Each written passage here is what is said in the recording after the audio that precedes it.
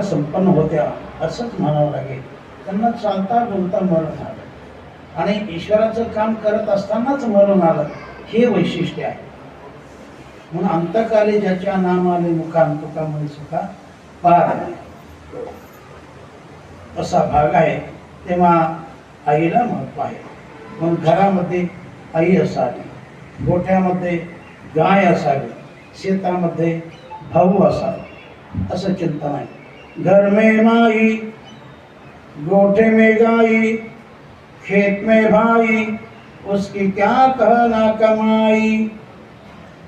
ज्याच्या गोठ्यामध्ये गाय आहे, ज्याच्या शेतामध्ये राबणारा आपला भाऊ आहे आणि ज्याच्या घरामध्ये आई कारभारी नाही, त्याचं चांगलं होत असतं.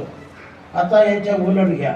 घर में साला, गोठे में हेला, खेत में नाला, उसका कभी नहीं भला. आणि म्हणून घरामध्ये आई महत्वाची आहे, वडीलही महत्वाचे आहे. काही वेळेला वय झाल्यामुळे काही जरी करत नसले पण त्यांचा फार मोठा आधार असतो, फार मोठा आधार असतो. आई वडील हे अनेक वर्षे राहिले तर आपल्याला फार मोठा आधार असतो. आई वडिलांची कृपा असावी, आई वडिलांचा आशीर्वाद जीवनामध्ये असावाच. आणि म्हणून जे माणसं आई वडिलाकडे देव रूपाने पाहतात, त्यांची सेवा करतात, त्यांच्या घरात शक्यतो लक्ष्मी कमी पडत नाही. आई वडिलांची सेवा केली तर भगवान खुश राहतो आणि जिथं भगवान खुश राहतो तिथं लक्ष्मी चांगली राहते, सुख देऊन राहते. काही ठिकाणी लक्ष्मी राहते, काही लोकांकडे लक्ष्मी राहते पण दुःख देऊन राहते.